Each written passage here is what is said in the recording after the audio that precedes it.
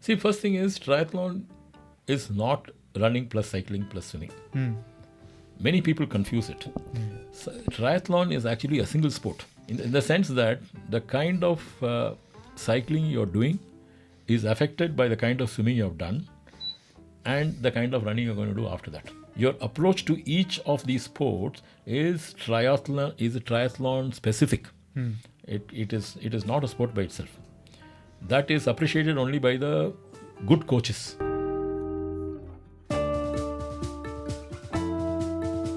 I'm going to call it quits after I'm 60, because by that time also you see a lot of other things are happening in my life. I was becoming a grandfather at that time. I wanted to spend more time with my grandchildren.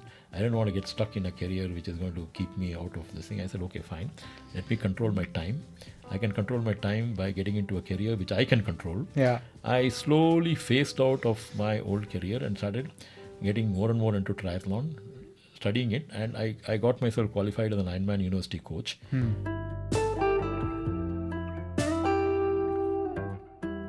Be honest, be courageous. It's not working for me. Right. Let me do it some other time. Let me do it. It's instead of being pig-headed about it and say I'm going to do it at any doing something at any cost is probably not a great idea. Cost is always a factor for anything in life.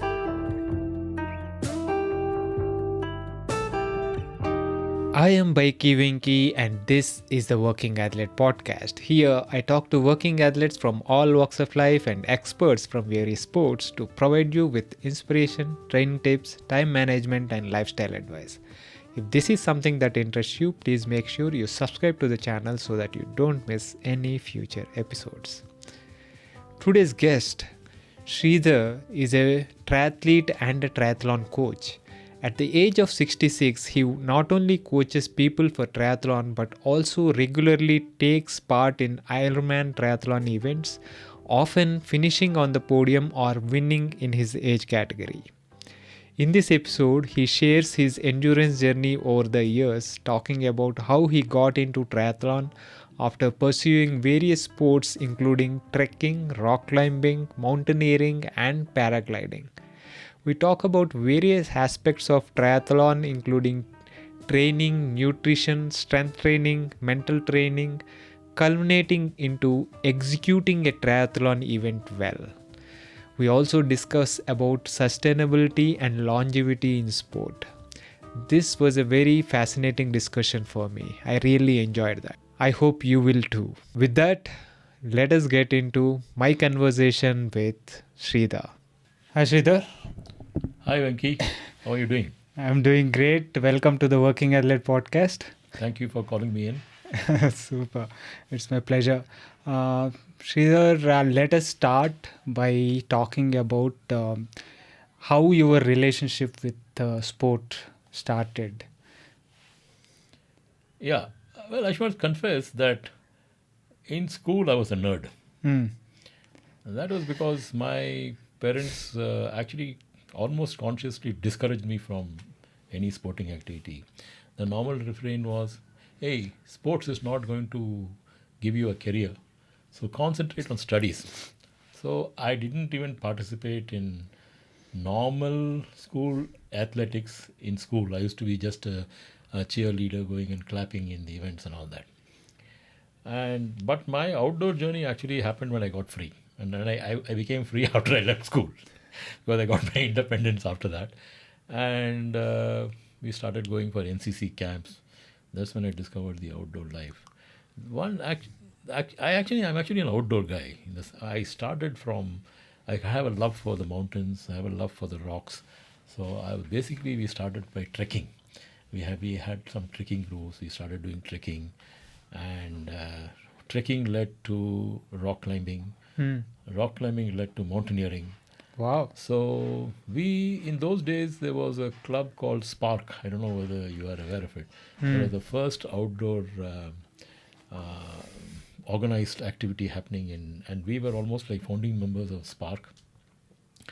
And after Spark, we slightly got disillusioned with Spark because they were not doing actually what they were supposed to do, which is rock climbing. So we formed our own club called Kins Rock. And we were totally dedicated towards actual rock climbing. In fact, if you see the many of the routes, rock climbing routes, which are built in Bangalore, are done by our group, opened up by us. Savandurga, Uttarahalli, which is now known as Turalli, used to be a mecca for bouldering Wow. during those days.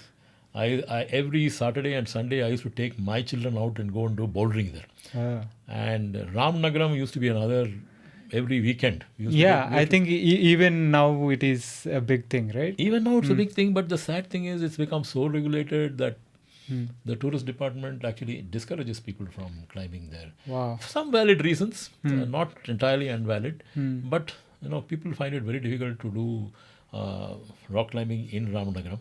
But we opened a lot of routes there. In fact, we know each and every rock. We have named them. People won't know. Some of them are called Annatamma, and each rock has got its own name. And of course, we have done rock climbing in Savandurga. We have opened a number of routes in Savandurga. In fact, Vinod Khanna's first venture for his son, Akshay Khanna, was called Himalaya Putra. And that was actually filmed in Ramnagaram showing Akshay Khanna climbing, and we doubled for him doing the actual rock climbing. Oh, Yeah. nice. So my passion for sports actually began from, to answer your question, Right. I started from the outdoors, from rock climbing and mountaineering, and of course when I was 1986, I summited my first mountain in the Himalayas. It's called Bandar Poonch, Hmm. around 23,000 and odd feet. In fact, we and a few team members of us. But then, rock climbing, mountaineering is as expensive a sport as cycling is today. Yeah. Costs a lot of money to have your own equipment. So we formed this club actually to make our own equipment. And then finally we became self-sufficient. But then career drove each one of us in different directions. And I didn't find a proper group to actually pursue my interest. But I kept my interest in fitness alive. Hmm. The only way to do that is by running, Hmm. and I used to keep jogging and running, but nothing very serious. Nothing very serious.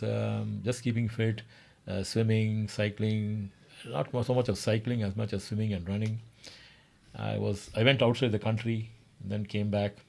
So this thing went on, and I started putting on weight, and because I was not really focused in what I was doing, I didn't have a goal, but I used to keep myself fit and run.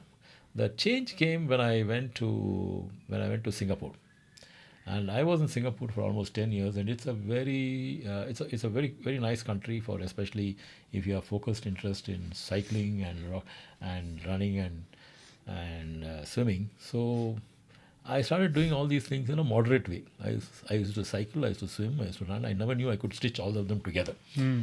And this happened once when one of my friends came. They did one of the first, for a couple of one. I think it's the only Ironman that was ever done in Singapore was in 2012. A friend of mine came and she stayed in our house, and then only I realized that something like I can actually marry all these three sports together and try and do them. Hmm. So my first experience with the. Am I answering your question or am I Yeah, going yeah, beyond no, it? no, Okay. no. I Yeah. don't want to. Ah. Yeah. So it so happened that there was they advertised a sprint triathlon, and I said, hey, let me go and do this. Before this, I had got a bike, and I learned how to ride with the cleats. I had my usual share of losing skin and all that. Hmm. I taught myself everything, how to ride Okay. how to ride using cleats and all that.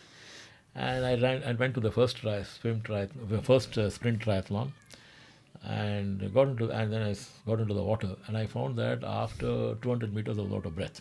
Hmm. I'm in deep trouble now. So I had to, but then these events are organized well, so I had to find the nearest boat. Fortunately, I could swim that much at least and cling on. Yeah. And still, I remember the sound. I mean, the boatman telling this guy, he took me back, and literally, I was towed back, and he said, "Hey, this guy can't swim. Take him out. Take him out." It still rings in my ears. I can't forget it. And I came back home with my tail between my legs. I'm wondering what went wrong. I thought I could. I thought I could swim. Right. So the next day, I said, okay, fine, I got to figure this out. And I went to a swimming. I had some organized swim. There's a club called Metasport in Singapore. And I went to the pool with the coaches there, and I swam. His coach said, okay, you swim some distance along with the others. It was like being overtaken by everybody else. Then after I did 100 meters, the coach stopped me and said, he asked me, hey, what stroke are you doing? I, I was a little shocked. I said, I'm doing freestyle. Okay, he said, fine. I still remember an American guy. His name is Dixon or Nixon or something. Dixon, I think his name was. Okay, why don't you try breaststroke? I tried breaststroke. It was even worse. I said, hey, listen, you got to learn how to swim. That's the first time I realized that I didn't really know how to swim. What I thought of swimming was simply dog paddling. Ah, So this was an nice. eye-opener for me. Yeah. So that's the time I said, okay, fine. They put me in the slowest lane and I started learning swimming from scratch. The problem is learning swimming from scratch is fine, but provided you've not learned swimming earlier, I've learned everything wrong earlier. And I have to undo all that and then restart Yeah. by learning what is proper swimming, what is aerodynamic. Anyway, I took that as a challenge, and I got a personal coach and figured it out how to do swimming. But then open water swimming was a totally different experience. So this is a kind of nice journey, a gist of it. But let us also, dive a little bit deeper into each of those aspects and, put a timeline around them. Sure. So when I was interested when you said initially the rock climbing and then the career took, each of you on separate paths. What was that career, before you? Okay, I used to work in. I was a marketing executive in a public sector called Kudremukh Iron Ore Company. Kudremukh is very well known now. It used to be a mining company at once upon a time. We actually rode past that when last month when we went to Kudremukh. That You did? yeah, we rode there. Oh, okay. You rode in Kudremukh? Yeah, yeah. Oh, okay, fine. That's where So it's now a ghost town, I it's think. a ghost right? town now. Yes, it's a Yeah. ghost town because of environmental considerations. They had to shut the plant down. But I was working in Bangalore, but I was working here as a marketing executives for Kudremukh Iron Ore Company. That's the public sector. Oh. Yeah. And you want me to talk about my career? No, yeah, I mean, and what were the kind of, how did kind of it affect the work? I mean, workout and stuff like that. How did it take you outdoors a lot, traveling a lot, or anything like that, or how? Yes, I had to travel quite a lot within India and abroad. I had to travel abroad also. It didn't really. Kudremukh was good. I used to play cricket in Kudremukh. Oh, okay. I used to play with cricket. Prasanna was our captain. In fact, he is Prasanna. Wow. He was our college. He was in our company. So table tennis, badminton, and cricket was what I was doing, and rock climbing. This is what I was doing when I was working here in Bangalore till 1990. 1889, I went abroad. I went to the Middle East. I was there for about a few years and then came back to Bangalore. Oh, okay. Okay. And then Singapore happened. And then I was here in Bangalore for quite some time, and that was not a great time for any outdoor activity because I got extremely busy during that time, and nothing much happened. I think I put on a lot of weight during that time. So, after that, I went to Singapore. Sorry, I went to Indonesia actually first. I was in Indonesia for a few years, Philippines, and then again the Middle East. I've been traveling in and out. Singapore happened in 2000, late 2000, 2006, 7, 8. Yeah, to somewhere 2007 or 8 it happened. Yeah, that's when things started changing. Nice. So, a little bit, I'm actually quite curious about the rock climbing aspect because I don't know anything about it. Okay. I have a few friends who do that. Vinit Kadar, Vinit and Sohan and a couple of friends, but I don't know anything about it.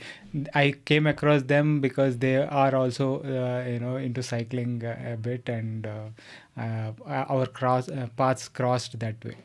But what do you need to do to excel at rock climbing? What are the things that you need to take care of? First of all, rock climbing is like all adventure sports. It can be pretty dangerous because you are defying gravity. So it's an adventure sport.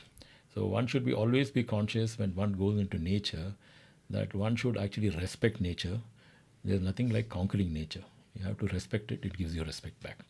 So gravity is what you're trying to work with gravity and see how high you can go, and what kind of inclines you can do without being lifted up by any physical force. That's what you're doing in rock climbing.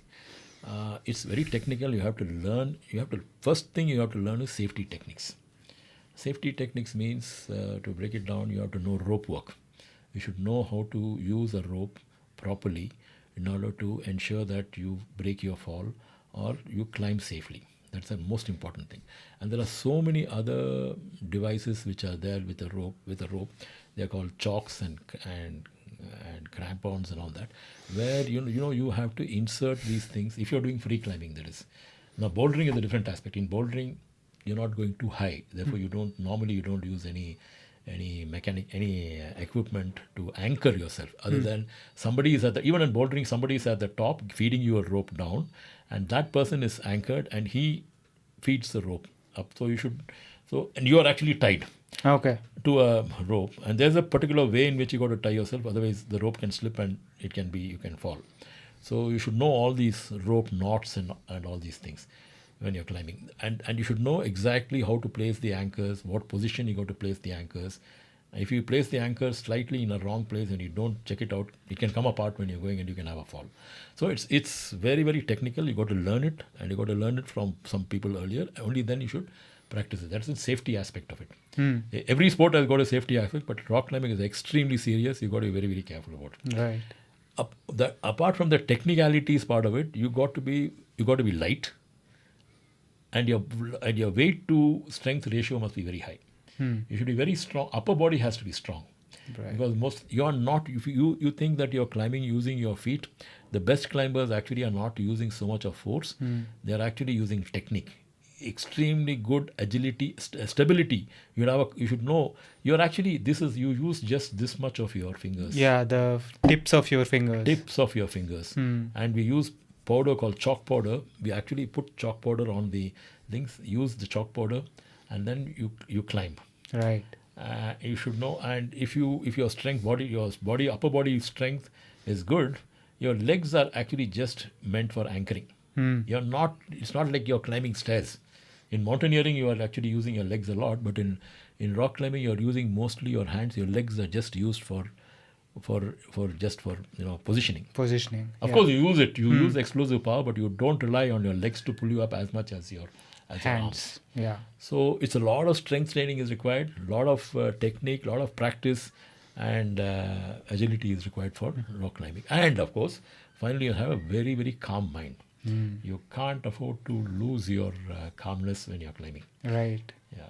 So meditation and stuff would kind of really help, I guess. Yeah, meditation.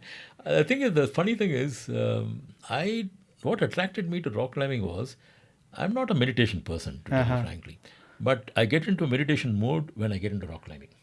Right. Yeah. So now I understand exactly what meditation is all about.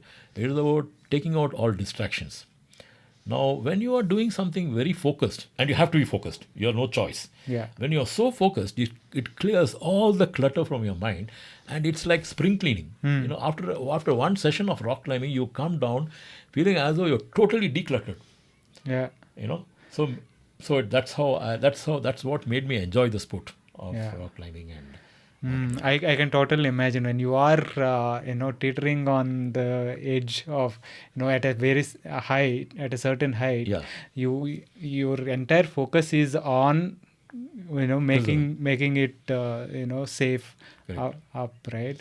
So preservation of yourself. Yeah. Oh, great. So from there, you also mentioned about mountaineering and climbing. What was that? Bangdar Poonch. Bangdar Poonch climb. Yeah. So tell me, about that experience, how Yeah. it was and stuff. So we were a team of 6 people who went out from Bangalore. And frankly, I wasn't supposed to be the lead climber. I mean, in the sense that I wasn't supposed to be in the summit team. I was a kind of a backup team, and we had about 6 of us there. In fact, you'll be surprised that the founder of Wildcraft, What year was this? 1986. 86. Okay. Yeah. So he's in our team. His name is Dinesh. He's still a very good friend of mine. He and a few others, we went on that thing, on the expedition, and it's a lot of, you see, mountaineering. I think mountaineering is, of course, a lot of fitness is required. Not so much skill, at least the level what we did, but a very high level of fitness is required in the mountaineering, and there's a lot of science behind it. So and organization. So you have a base camp. You got to acclimatize in the base camp, and then you set up camp 1, camp 2. We had 2 camps, and the third was the summit. All right. So each one means that these days, things have changed a lot in mountaineering, this thing. But those days we used to ferry load from base camp to camp 1. Meaning ferry loads, meaning we have to set up the base for the base camp, then come down, and then we go and occupy base camp, and then ferry load and go to the second base camp 2, establish camp 2, and once camp 2 is established, then we make the summit attempt. The whole thing takes about a month, months to 42 days. It depends upon the complexity and the severity of the mountain. What does setting camp mean? Setting camp means stocking up. Basically, you're totally self-sufficient, right? Right. So we got to all food, water, fuel, everything, and equipment, whatever we need, you have to stock it in the camp. Okay. And each camp is, if it's like a pyramid, each camp is supporting the next camp on top of that. So once you set up camp, then you go to the last camp, and the final climb will be a very vertical climb.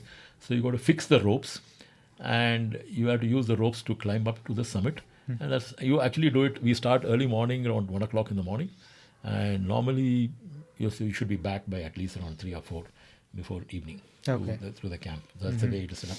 So you got to calculate everything, like how much load you require. Most expeditions fail because, at least the olden type expeditions used to fail, because you run out of supplies. So when you run out of supplies, you say, okay, fine, we can't. You have to decamp and come down. Yeah. So we went up to camp 2, and then I was going to send off one of my very good friends.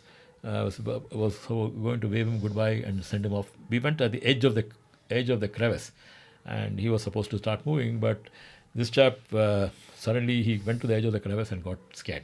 Okay. Because if you see the crevice, it's like it's deeply indented, and it's not just the look of it, but the sounds of it, because between the crevices you have these rivers flowing. You can't see the rivers, but you can hear them, because there are stones going, and each time a stone is moving, crushing another stone, is like a highway. It's like seeing a highway below, but you can't see the highway, and you see the horns and the trucks moving. Right. This guy got spooked. He said, look, I'm not going. So I was the guy who went. I and another chap went to send him off. I said, okay, fine, what to do now? I said, okay, I'll take your sack and go. So by default, I ended up in that expedition, and finally we summited and came down. Okay. So how long did it take for you to complete this entire thing? About 40 days. Okay. Yeah. Quite an experience it must have Yeah, been. I do experience. Yeah. Wow. And now from rock climbing and mountaineering, let us come back to the triathlon aspect. Right. It has become the main focus now for Correct. you, right? Correct. So you were talking about your sprint triathlon experience in Singapore, where the first your first event, you were pulled out from the water. So from there you went on and joined training camp for swimming. Correct. So how was that experience? How was the progression from there? Yeah. If you don't mind, before that, there was one more thing I should mention. Sure. Yeah. I tried my hand at paragliding. Oh. Yeah. Okay. When I was in Indonesia. So I did a number of solo jumps learned paragliding and did a number of solo jumps. But the last jump I did, I had a hard landing and I broke my back. Ooh, Yeah. okay. Broke my back. Broke my back meaning that there was a crack in Crack the in the spine. Yeah? It took me about 6 months to recover. I mean, it could have been much more serious than it No, was. anything related to spine is like Yeah. very serious, Yeah. right? So I said, okay, objective dangers are. I mean, I can't handle objective dangers anymore. Hmm. So I should let me stick to somewhere where I can handle those dangers. Right. And then again, this is Singapore experience. So your question was in the Singapore. How old were you when this paragliding accident happened? This is 40. I was 46 at that time. Okay. Yeah. About what I am now, I guess. Yeah. I'm now 66 or 20 years back. Wow, 66 now. Yeah. All right. Yeah. There is a lot to talk about then. I know. Excellent. Yeah. Let's come to this. Yeah, sprint triathlon. After that, I really had to overcome the fear of open water. And it took me quite some time to actually calm myself down before I get into open water, and meditation and all these techniques, and really calming my mind down. I still can't say that I have. I mean, of late I don't have any fear. I swam just last week in the currents and all. I don't have any fear because I know that I can stop anywhere if I want to and take a breath or lie on my back on the water. I'm not going to drown. That much is the thing. So after that, your question is how I progressed, right? Yeah, how you How I have progressed with swimming. Yeah, At least. my swimming progressed well. I could finish the Ironman triathlon. Half Ironman, you have 70 minutes to finish, 1.9 kilometers. So I could comfortably finish that within an hour and 5 minutes when I was the first Ironman. The first 70.3. 70.3 I did was in Malaysia. Okay. It was in a place called Putrajaya. Now they are not doing it anymore there. I could complete that within an hour. By the time my swimming had progressed to that extent. Which year was this? Your first 78.3? I think it was 2014 or 15. I think it's 2015. I don't recollect exactly. 14 or 15. Okay. Yeah. I started from 12 and I did 2 years. I was doing Olympic and sprint and all that there. And then I signed up for the first, I think it's 2014 or 15. So when during that time, right, before you signed up for half distance, you said you were doing a lot of sprint and Olympic distance. Yeah. So what kind of training were you doing during that time? Yeah. Okay. Then I started proper structured training. I started taking for triathlon from coaches in Singapore. Okay. And we used to have a club. I used to go swimming. Like it was a full regimen, full week cycling, running, and there was a fantastic community there, which was very helpful. And I was doing a lot of running in between. I used to do a lot of marathons and half marathon. Almost every other month I was doing a marathon or a half marathon. Oh, okay. Yeah. Within Singapore, I've run marathons in Cambodia, in Chiang Mai, in Thailand. So my first love was running because I was the strongest in running. Okay. Yeah, and I used to my wife and I used to go, and we used to do for tours. We used to find out where there was a marathon and then look around that place and come back. In Angkor Wat, I did a half marathon through those temples of Angkor Wat, which was an awesome experience. Wow. Yeah. After I got some training in I started doing that, and I was surprised. After the first Ironman, suddenly somebody said, "Hey, listen, you got the podium." I said, "What podium?" I was struggling to finish a triathlon. In fact, Olympic triathlon and other things, I used to find I used to have an escort car because I used to be the last person. So I what podium is?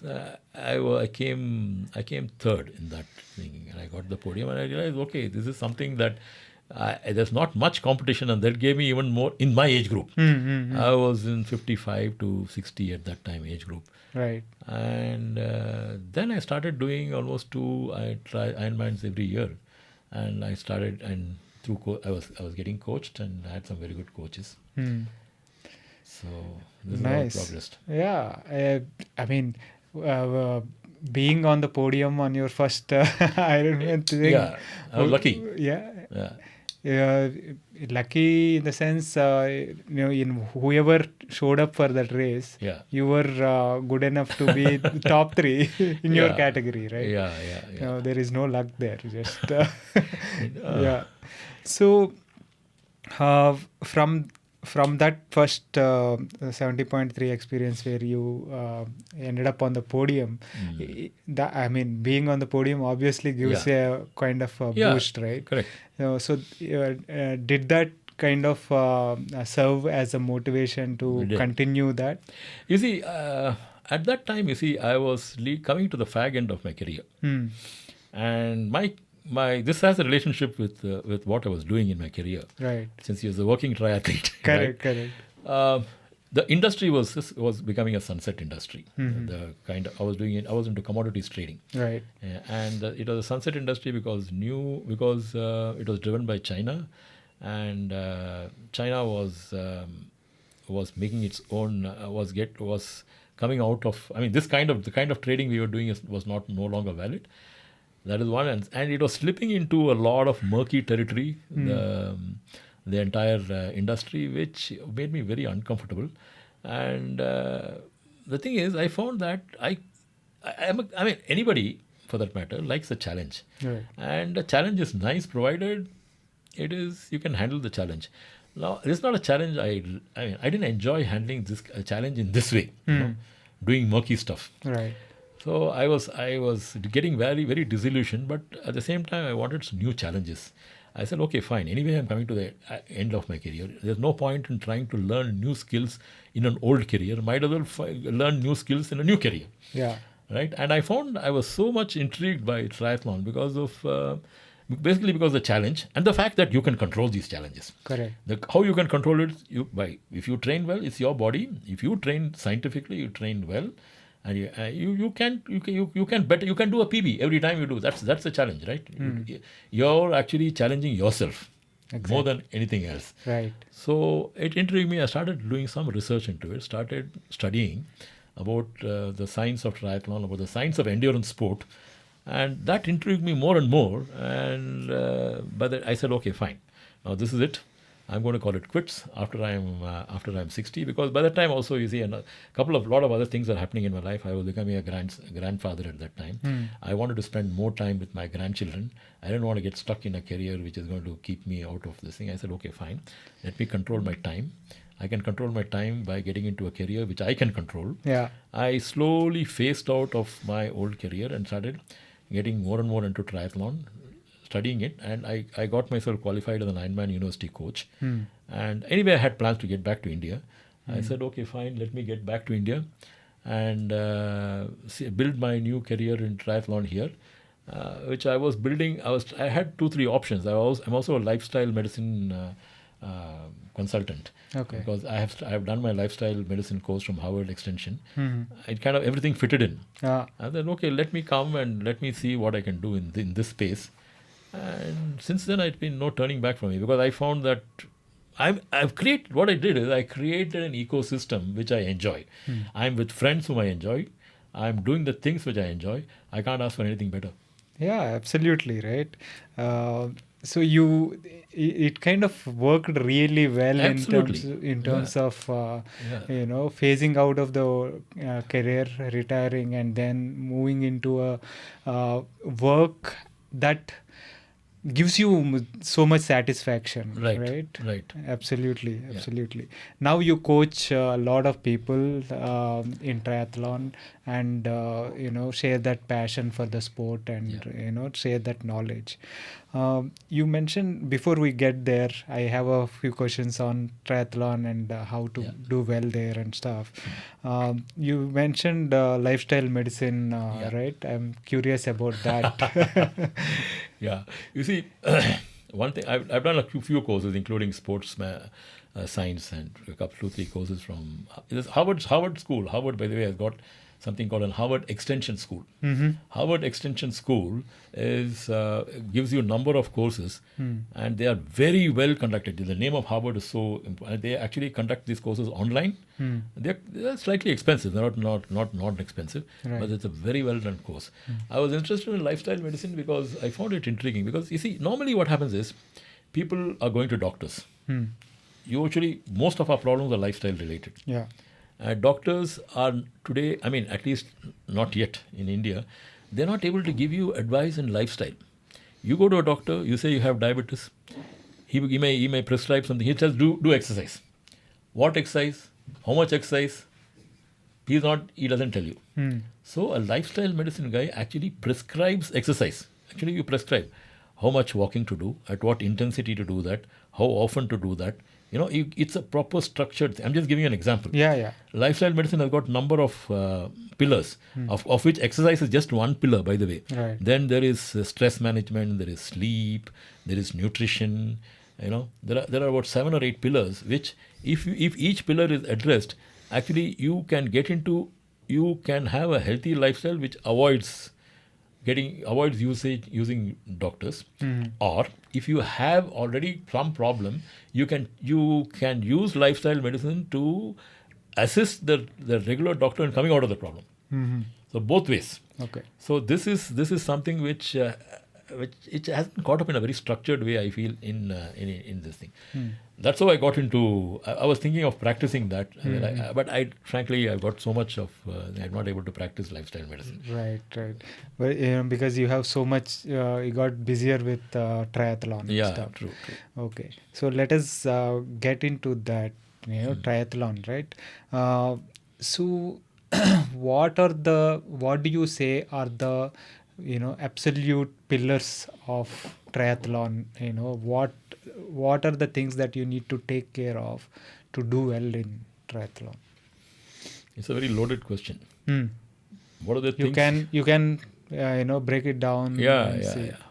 I would just repeat that. What are the things that you need to? Yeah, there are obviously triathlon, right? Swimming, cycling, and running. You have to take care of those, and you have to be good at each of those, and then be able to bring them together. But also there are other aspects, right? Nutrition, strengthening, and all that. So, See, first thing is triathlon is not running plus cycling plus swimming. Many people confuse it. So, triathlon is actually a single sport. Okay. In the sense that the kind of cycling you're doing is affected by the kind of swimming you have done and the kind of running you're going to do after that. Right. Your approach to each of these sports is triathlon specific. It is not a sport by itself. That is appreciated only by the good coaches and the good trainees. Number one. Second thing is, this is one important thing that should be learnt and emphasized, which I find that it's not emphasized, especially amongst us. Right. The second thing is, you must understand that are you doing triathlon for cross training, or are you doing for something else? If you're doing for cross training, perfect. It's a very good cross training. If you're a cyclist, I would encourage a cyclist on off days to do cycling. It's a very good recovery exercise for a cyclist or for a runner. And similarly, doing a bit of running for a cyclist is also good, because on off days, because you're using a different set of muscles, which is good. But when it comes to triathlon, the lower versions of it, for example, the sprint and Olympic versions of it, have a lot of intensity related to that. Right. When there's more of intensity related to that, it's younger people who can do better at these runs. The older people, old meaning I'm talking about people beyond 30s, normally tend to do better in the longer distances, because there's a lot of mind control involved in that. Now, we must also understand that when you go anything beyond Olympic, you are actually putting your body under a lot of stress. If you are going to put your body under a lot of stress, you're actually operating at the border. If you are going to operate at the border, you have very little room for error. If any small error you make is going to impact your, at least in the short term, it's going to impact you. So that is why factors like nutrition, more than nutrition, I would say recovery. Recovery becomes very, very, a good triathlete is the one who recovers well and who has actually mastered the art of recovery. So recovery, nutrition is probably one of the most important things. Other than we are going to learn cycling, swimming. That strength is given. You have to have strength. More than strength, I would say endurance. A triathlete has to have endurance capacity.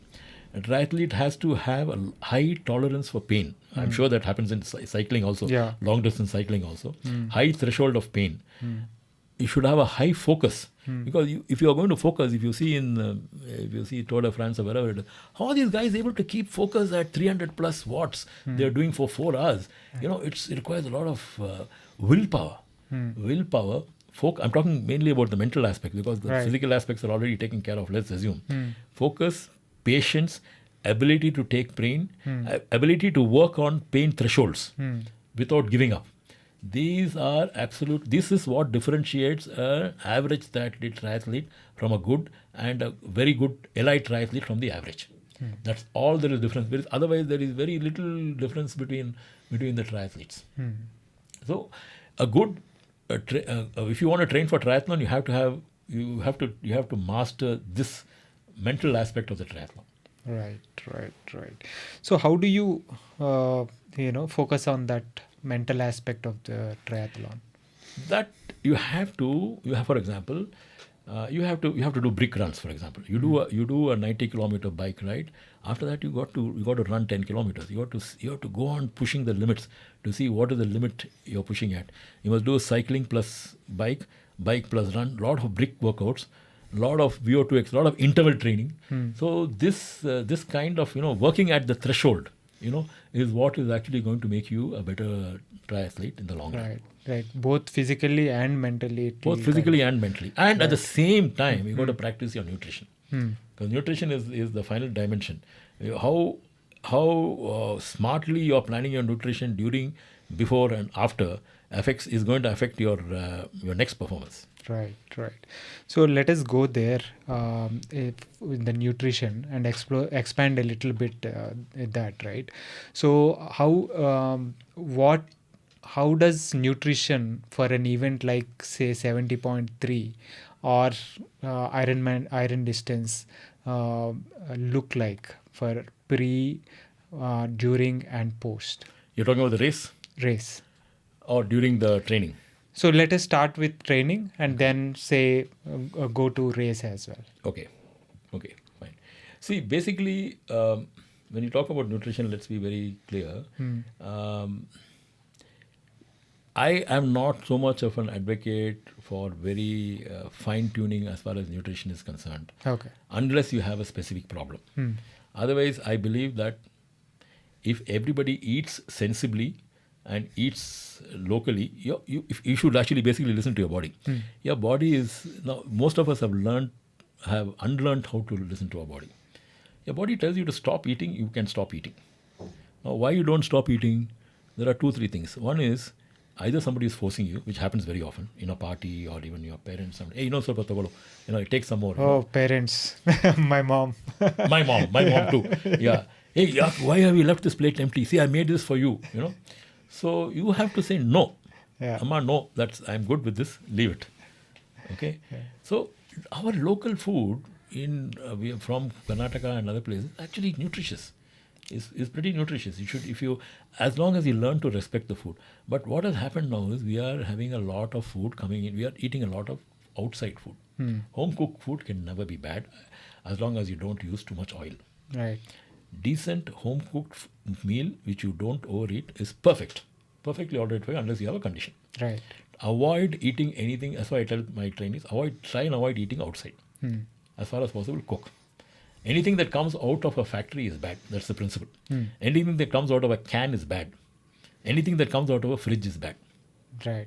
You take these 3 simple principles: eat fresh vegetables and fruits, nuts. You cannot go wrong in eating nuts. You should not overeat rice, because basically rice is actually coming out of the factory. It's been hulled. If you eat red rice or wild rice, you are much better off than eating the polished rice. Sugar, same thing. Anything white is bad. Right. If you use the sugar, if it is brown, it's still better than sugar that is white. Eat a lot of fruits and vegetables. Actually, you're sorted. Right. This is your general nutrition. This is now now if you are training, before you go into a bike ride or a swim ride or whatever it is, depends on what kind of workout you're doing. Sometimes we do fasted workouts, and that has got an objective. The objective is you want to lose weight. You do fasted workouts. That's good. But you must be careful when you do fasted workouts that you should know how much your body can take. Otherwise, after I've had instances where I have conked out after an hour of severe exercise and didn't know what happened. So you should know what is the limit you can go up to, how hard you can go. Normally 1 hour, if you are okay, it's fine. Okay. Now, if you are doing a really hard workout, you should plan your workouts. If that is more than, first thing is was hydrate before you go out. Before you do a workout, fasting is one thing, but hydration you should definitely do. Right. If you're on a swim, of course you can't hydrate while you're on the swim, so that's out. On a bike, you know best. On a bike, you should know what is your must carry enough water, enough electrolyte and gels, whether homemade gels or in any fuel. You have to carry fuel on you. Correct. And it's like you'll run out of. You shouldn't wait to get hungry or shouldn't wait to get thirsty. Then you have a plan. I tell my guys, this thing is every 15 minutes you have to sip at least three sips of water. The next 15 minutes electrolyte. The next 15 minutes take a gel with water. Don't mix it up with electrolyte. Right. Keep rotating this till you are 2 hours, 3 hours, or whatever it is gets over. Yeah. If you follow this, you can fine tune this a little bit more or less this way or that way. Right. But if you do this on a regular basis, you should be okay on the bike. It's basically like a fuel tank. You have to keep topping up the fuel tank. Correct. Otherwise, you can't wait till the tank goes dry and then fuel up. It's not going. It's not going to work, because by the time the body processes it and makes it energy, it takes a long time. So this is you should have a nutrition strategy which you should practice for the race, and the same nutrition what you are practicing, the same type of nutrition, you should use it for the race. Yeah. If you make changes, you may or may not. It may or may not. Right. Yeah. Similarly, on the run also, you have to carry your water. Either you carry your water or you do loops. Where 3 kilometers or 5 kilometer loops, you keep your water bottle there, your gel there, whatever it is. If you're doing a 25 kilometer run or 30 or 40 kilometer run, you have to do loops, or you carry this thing with you. The same principle. I normally stop at every aid station, and I have at least every 3 kilometers I drink water. Every 5 kilometers I have a gel. Okay. So this strategy you must follow. Right. After the workout, there's called a golden hour. The golden hour is 1 hour after. You must have protein, any form. It can be milk, it can be egg, it can be anything. You have a good protein-rich food within an hour of your workout. Okay. Protein-rich and with carbs, or carbs are important before, but protein is important afterwards. Okay. Immediately after that, of course. After that, you get into your normal topping up of carbs as you go. Okay. So, do you look at say these many grams of per hour and stuff like that? Yeah, that depending upon the calories which you're going to burn, and how your weight of your athlete and your sweat rate of your athlete. You can fine tune this better into. You can do more fine tuning as to how many grams, how many grams of electrolyte, how many grams of this. You can fine tune it. Right. So in cycling, I would say about 60 to 90 grams. Depending on your the body, the weight of the athlete and the needs. You can use that window and experiment and find out how much it works. Exactly. Similar in triathlon. Similar in triathlon. Absolutely similar in triathlon. Okay. Yeah. Excellent. So you that is very helpful. You mentioned about the strength being absolutely necessary. Right. Yeah. So what kind of strength routine should one look for to do well in triathlon?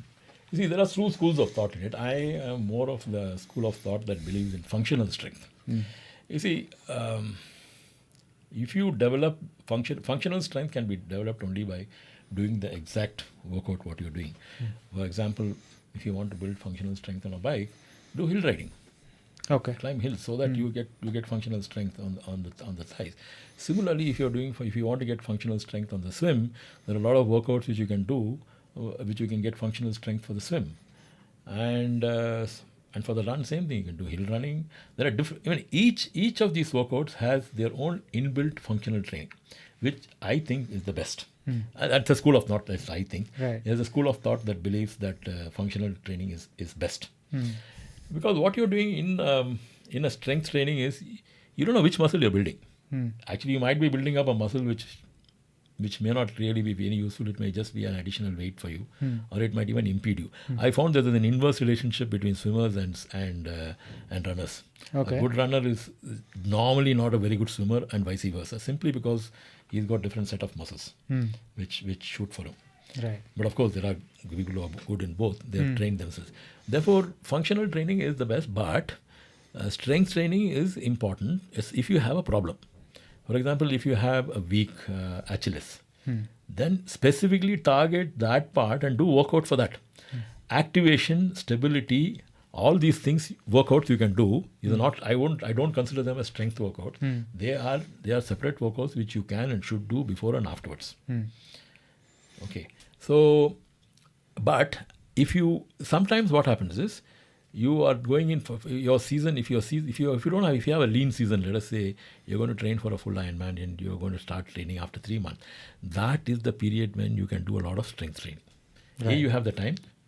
Off season. B, you can focus on it properly without impeding the other sports. And then as you come into this, you slowly phase it out. Right. And get into your regular triathlon. But even during the regular triathlon, using body weight, you cannot go wrong. Doing your planks and push-ups and all these things. Maintenance kind of thing. Yeah, that you cannot go wrong. That you can do, which will supplement your regular. A strong core is very, very important for a cyclist. Right. You don't require muscles in your arm. You might require triceps for a swimmer, but your biceps are not really all that useful. You don't require good forearms. Right. Except for the pull face of the swim. So it's a very, very tricky thing as to when you do strength workouts. How much strength workouts you do is depends from coach to coach, and it's quite it's up for grabs, that kind of Right. Yeah.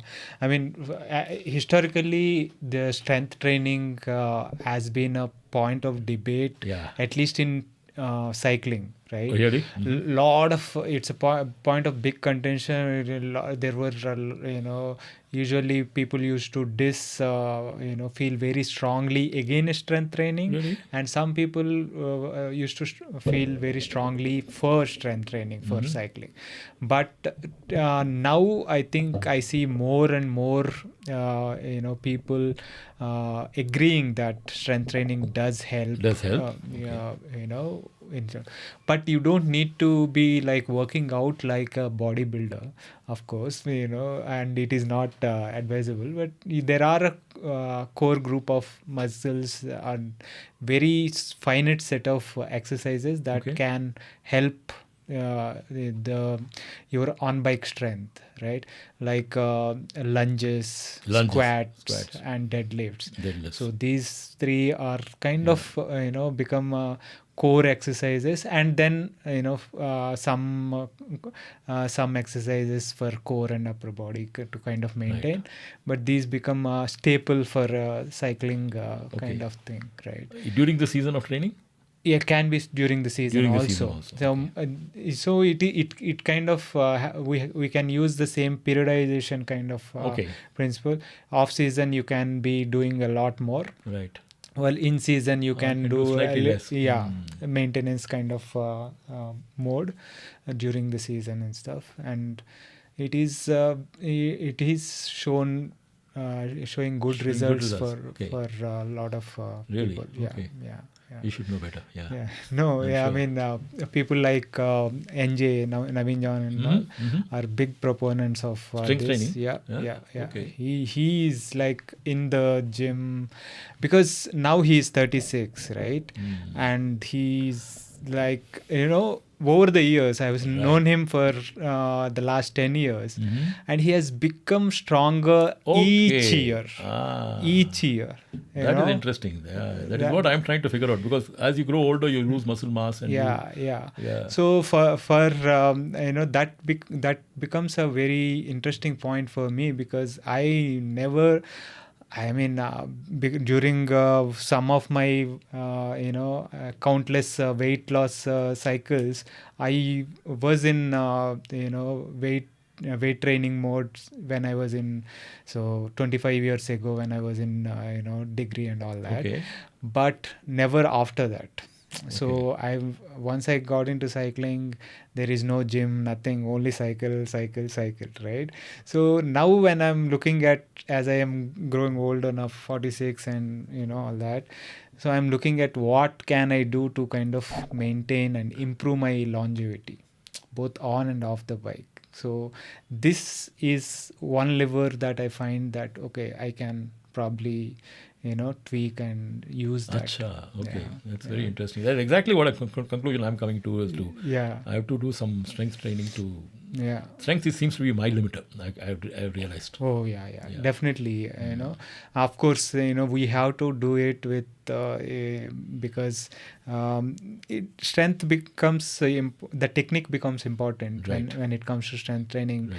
especially when you are starting. Your not body is not this thing. Right. You have the technique becomes very important, and someone to guide you there Right. becomes very Spotting important. you. Yeah. Spotting Yeah. you and making sure that you are Yeah. using the correct technique and Right. all that, so that no issues with back and all Yes. that Yes. Yes. injuries come up, right? Yeah. So that is Yeah. really important. True. Yeah, True. super. Let's go into the endurance aspect, right? We talked about, say, an event like a full Ironman. We are talking about for average athlete, we are looking at around 15 kind of thing, right? So Right. best athletes closer to 12. 11, Or 12 12 or kind of whatever. thing, Yeah. right? So but best amateur athletes are now also kind of getting close to 10, sub Yeah. 10 and all that. Yeah. But realistically, you are looking at 13, 14, 15 kind of hours. Correct. So that means long endurance. Long So how endurance. do you develop that work on endurance aspect of it? It is the same thing. Like, I've got two athletes Mm. who are going to Copenhagen next week, and today, for example, their workout today. Today they did 18 kilometers in the morning. This is the last workout they have for the day, for the week. After that, they're tapering, and they'll be doing 12 kilometers in the evening. Mm-hmm. Okay. Running. So today I've broken it up into two. Right. So when their legs are tired, they do for another one. Mm. So basically, the thing is, you should learn to run on tired legs, fatigued legs. Yeah. Yesterday they did they did 6 hours of bike, and they did a 10-kilometer brick after that. These guys. So endurance means you are at the full Ironman means it's a really tough thing. You have to put a lot of time working on your limiters, whatever they are. It Right. could be swim, it could be. For example, this guy did 6 kilometers of swimming last week. And I was shocked to see he did 6 kilometers because he had a separate swim coach. In fact, I was very upset with the swim coach that he made him do 6 kilometers. I had to immediately cancel his workout for that day. Next day, I told him, yeah, you don't do today's workout, take rest. That was on Wednesday he did it. Sorry, Thursday he did it. Friday, I told him, I caught him early in the morning before he started other workout. I told him, don't do it. You do the next workout on Saturday, Sunday. So basically, it's volume and intensity. You have to ramp it up. Now, how you ramp it up, how much you ramp it up, when you ramp it up is a science Right. as to what you do it.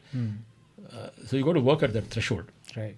So Is that your question? Did I answer it? yes. Yeah. So you ramp it up over a period to Over a period. to improve the endurance. Right.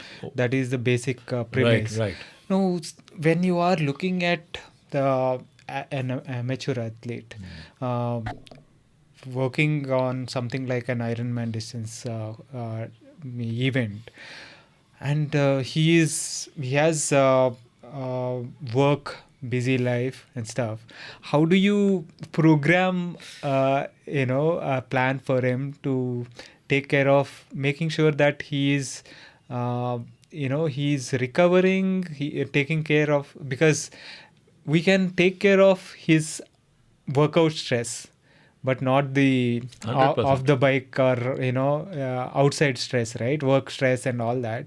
So how do you look at it and A very good program question, it? especially considering that you're talking about a working athlete podcast.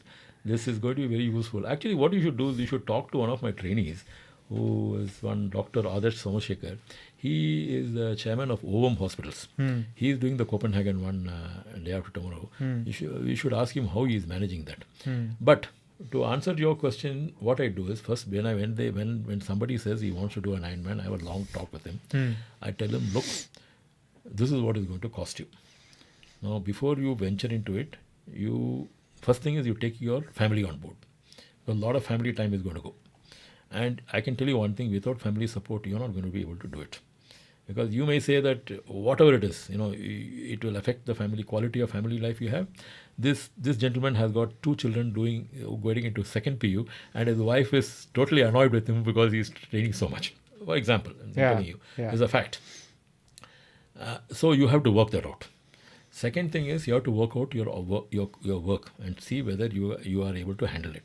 Now I give them an idea as to how many hours of working out they need to do, and I tell them, look, I'm not asking you to do it. This totally you require at least 6 months for average triathlete. Intermediate triathlete, 6 months. Well, a beginner is going to take, beginner meaning like, I wouldn't encourage anybody to do a full Ironman at the beginner, but if he has done a 17.3 and he's going to do, I said 9 months is be a very good time. Right. Ideal time is 9 months. The maximum is you're going to work out is towards the last 2 months. So you plan it such that your family life and your work life, you should have a lean season at that time.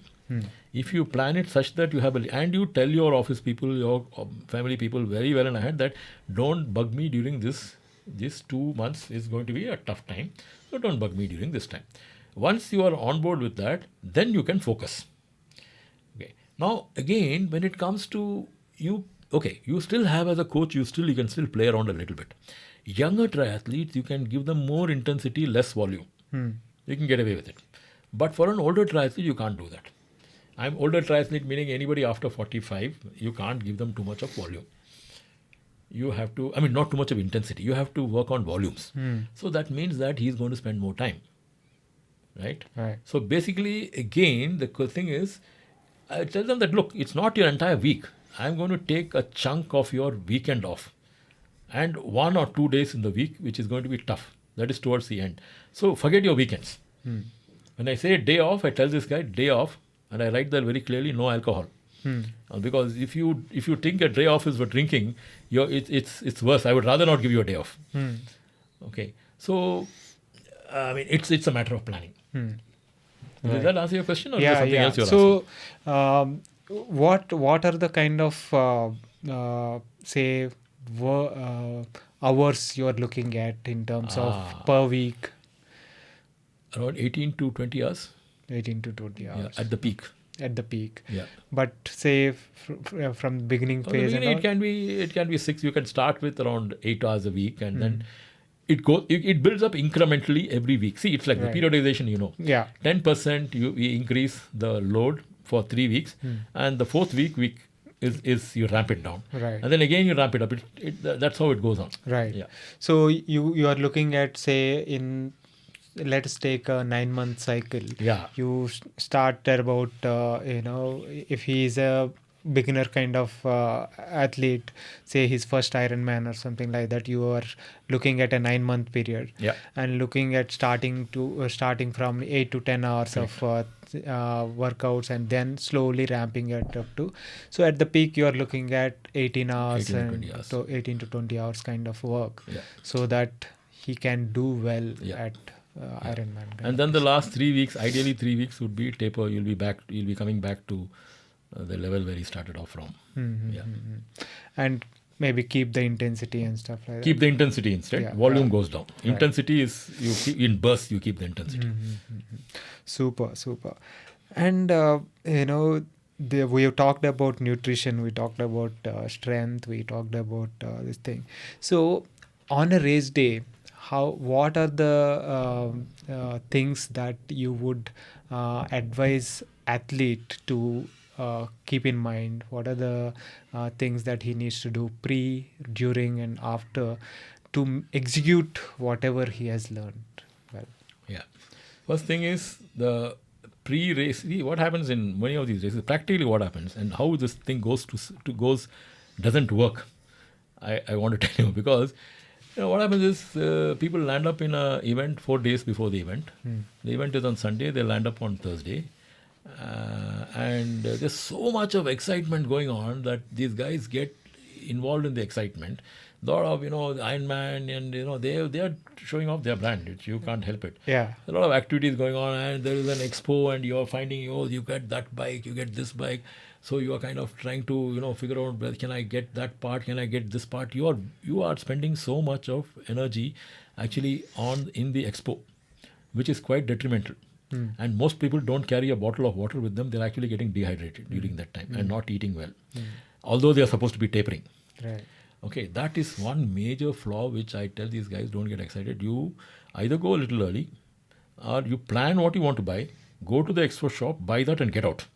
Don't linger around and get excited in the crowd and get sucked into the crowd. You must have enough recovery. More recovery than you have normally. Yeah. So if you are spending so much time on your feet without drinking, without taking care of your nutrition and stuff, you are going to deplete your resources. Yeah. Absolutely. So the last 4 days leading to it, you should be focused on recovery, and that's your main thing, and should not get distracted by the environment around you. Go and then the pre-race day you should 2 days before. This Ironman is a very complicated thing. You got to be hand marking, tattoo marking. There are so many things. You should be very clear about it, and organize everything and get it done and finished off. And and the day before take complete rest and go to sleep early. One thing I can tell you, however early you go to sleep, you're not going to sleep that night. Okay, don't get worried about it. Yeah. But at least you are lying down. That itself is a big thing. Right. Make sure you get up early. If the race is starting at, let us say, 6:30 in the morning, get up at 4 in the morning. Make sure that everything is. I'm not going through all the bike racking and all that. I'm assuming that everything is. Yeah. That's too technical. You'll not get into that. Yeah. So you have a good break. Don't overeat. Ideally speaking, eat the same breakfast which you normally eat. Don't go and gorge yourself on whatever is available. Whatever buffet is there. Whatever buffet is there. Don't do that. Go there. You plan what you're eating. Go and be calm and be there at the race half an hour before, and go to the loo before. Pota loos are always full, so make sure you go before and finish all your loo and all that, and be ready at the water. Yeah. And carry a bottle with you. What happens is you do get dehydrated while you're waiting. Normally what I do is I always carry a can of water with me, and I keep sipping it till before this thing, and try to find somebody whom I can hand over the plastic bottle so I don't litter it to in the crowd or somewhere and leave it. Okay. So basically you got to plan all these small things in detail. Right. Again, I'm not going into details to transition and other things, which is very difficult with bike setup and all that. Then remember, it's your race, it's not somebody else's race. You have to have a strategy before you go into the plane. First thing is in swim, where are you going to seed yourself? I always tell people to seed themselves a little higher than their pace. For example, if you are a 35 to 40 swimmer, I tell him you go to 30 to 35, because it's better if somebody overtakes you than you trying to overtake somebody. Because it's easier, and you always have legs to draft. Right. In swimming. Yeah. So you will find, or you will not run out of legs to draft. That is one. Second thing is I tell these guys, stay away from the rope. Keep a distance away from the rope, because the rope is where everything gets congested. Keep to the right of the rope and then slowly to swing towards the center of the rope. That way your progress is very steady. And you should know what intensity you're swimming at. Swimming, okay, you can afford to go a little bit this thing on the swim, heavy on the swim. It's not going to really affect you. Do a good swim. When you get out, then when you get onto the bike, before you get onto the bike, all your nutrition you should be sorted out.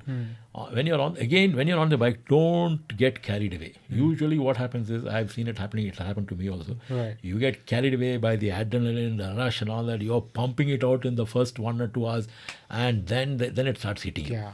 So that golden rule of not doing too much at the start. Not doing too. In fact, I would say that I fixed the FTP. You are not doing more than 60 to 65% of your FTP before the race day. Right. On the day. Keep that steady FTP going. If others are overtaking you, fine, let them overtake you. You look at FTP is either you look at FTP or you look at heart rate. One of the two things. Yeah. Yeah, but I mean, sometimes it's better to look at heart rate instead of FTP, but you should know what you're looking at. Yeah. Keep at that level and keep going. Because if you are going to push harder, you're definitely going to get screwed on the run. Right. Okay, and you can increase your cadence. Cadence is something which you have to be very careful about. Maintain a cadence of 75 to 80 minimum. 80 is a golden rule. Although some people say 75, 70 is also good, but 80 is the golden rule. When you come towards the last 3 or 4 kilometers, you can increase your cadence, try to bring it up to 90 or 100 because you flush out the lactic acid. Right. Park your bike.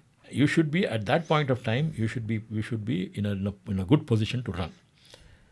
If you have done your hydration and your fueling well, and you have maintained your power at not too much or too less, you're good. You would have, and your training has gone well. Your run is perfect. Again, the same principle. Don't worry if somebody overtakes you. You know what is your 60% pace. If you are zone 2, if your zone 2 is 6 minutes, stick to 6. Look at your watch. Don't push too hard. You want to push, you can push at the last 5 kilometers. Yeah. If you still feel good about it. Again, hydration and I think you maintain it throughout. Aim to finish your race. Don't try to run somebody else's race. Yeah. Very, very important. Yeah. To stick to your paces and making sure that you are not going well above your limits. Correct. At least at the start. Yeah. Right. Each of the disciplines. Yeah. More so on the bike because we tend to get carried away. Yeah. And also at the run, it's a long game, right? 42 kilometers. Yeah. And that too after you're looking at 42 kilometers not on fresh legs. You're looking at swimming and 180 kilometers. Yeah. So it's very important, right? Super. This is like a master class. It's been a fantastic discussion, Sridhar. So thanks for taking the time. You've been at many races, and you've been on many podiums. How many podiums have you been on so now? Yeah. So, I mean, I can talk about that. But I'd like to get one thing out of the way before that, it's not really really something that I benchmark myself against. It's just by maybe depending upon the level of competition that is there. I've been on the podium 5 times, out of which 3 times I've been first on the podium, and once second, and once I've been third on the podium. I have normally found that in Asian races, I can still hold my own except if I find some Japanese are very strong. If some Japanese, I know there are 2 or 3 senior Japanese guys who are very strong. Other than that, if these guys for whatever reason they don't turn up, or if none of the Europeans turn up, yes, I stand a good chance.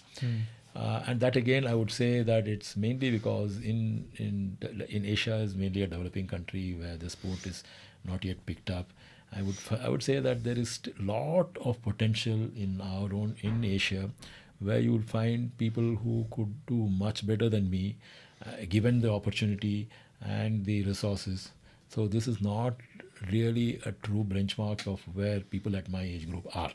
So that I want to make it very, very clear. Right. Yeah, I'm just fortunate that I have the resources to do it, and I'm at the right place at the right time.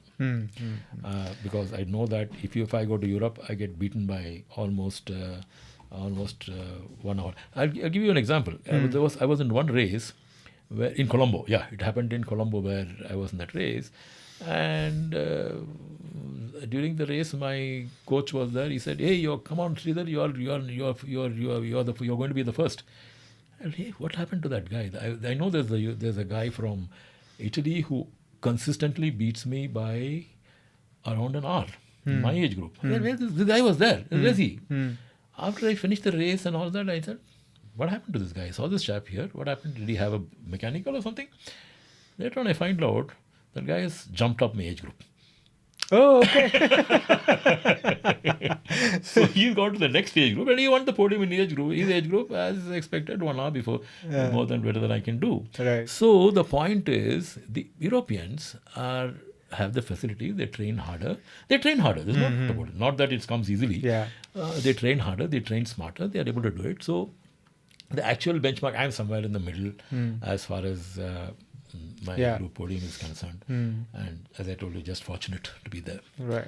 No, but that is, thanks for sharing that insight, because, we kind of tend to pride ourselves with, podiums and all that, but it is also important to have that perspective.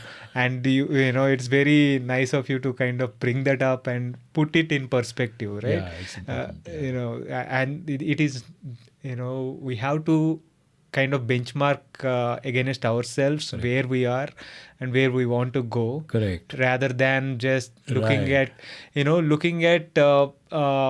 podiums or otherwise, right? Either getting encouraged or discouraged. Exactly. It happens both ways. Both ways it happens. Like, for example, people, hey, this guy is an outlier. I'm not an outlier. I'm just a middle of the field. Right. You guys, anybody can. If they train hard and smart, you can still do it. Right. There are many people in India itself, in Karnataka, why India? In Karnataka, in Bangalore, who can do it better. Right. Provided you want to do it and you want to throw the resources at it. Correct. So it should be an encouragement for those people rather than a discouragement. Yeah. No, that is a very good point. Thanks for sharing that insight. Now, it's been a fantastic session. To kind of conclude this, what are some of the tips that you would give working athletes to do well at work and sport? Yeah, so working athletes should be very clear what is their objective. They should be clear what are the costs involved. They should think through, and their coach and themselves should sit down and work through and make sure that they're able to last, that it is going to work for them. Having said that, anything in life, nothing goes to plan. You should be resilience is one of the biggest qualities today in this world, and you should be ready to change the plan halfway through. Even tear it up and say, okay, this is not working, let's do. Be honest, be courageous. Yes, it's not working for me. Right. Let me do it some other time. Let me do it. It's instead of being pig-headed about it and say I'm going to do it at any doing something at any cost is probably not a great idea. Cost is always a factor for anything in life. Price and cost versus effort. So you should be conscious of that. And if you are conscious, honest, and I think you have to be a smart driver, because you're not a pro. You're not doing this to earn money. Right. If you're doing this to earn money, it's a totally different ballgame. Right.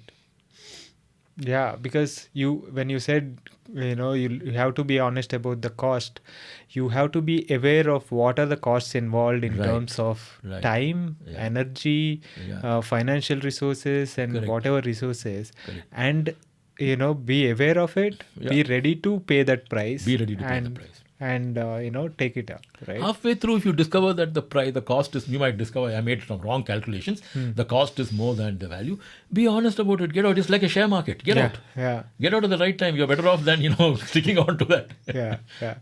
And it's not that if you are not able to do a particular event, it's not the end of the world. It's not the end of the world. Yeah. Exactly. There are better ways to stay fit. Yeah. There will be times when you can come back and do it. Right. When you are not so much time constrained. Right. You have more time to time and resources to spare. Absolutely. You should be able to come back and do it. That's a great point. And now just it came to my mind that you would be a great person to talk about sustainability and longevity. Right? As someone who is at 66 and doing pursuing sport and helping others pursue the sport, what are the things that one has to keep in mind to make sure that one is able to sustain in sport? Okay, it goes without saying that passion is the most important thing. Now, passion is a very loaded word, and it can mean many things to many people. Sometimes what you think is your passion may not be your passion. You may discover, hey, I think it's a false passion. So give it up and there are a lot of things you can do in life with that. Music, for example, reading, culture. So what do you think is that? You can be passionate about a lot of things. So one is passion. You should start with passion. Second is, if you are passionate sufficiently, you will probably go deeper into the sport by studying it, by studying the philosophy of the sport, by studying the people, the mental makeup. Lionel Sanders, for example, study his mental makeup. What drives him to the sport? These are things that you should study and you should inspire you. There should be enough people to inspire you in that sport. But for that, you have to really get into the meat of it, to find out what makes you tick, what makes the other person tick. You should be a student of this. You should always be a student of the sport. So if you combine passion with perseverance and going deep, I think it should be sustainable. What do you think? Yeah. No. Yes. I that and your ability to what you said about earlier about making sure that what you are able to spare in terms of your energy, time and resources. If you marry both of these, I think that becomes a very good recipe for sustainability. Because you don't want to burn out. You don't want to burn out. Correct. Exactly, right? Exactly. You can be very passionate. You can be, you can burn out, you can do too much and burn out. Yes. So you got to, look at the long term and space it out, right?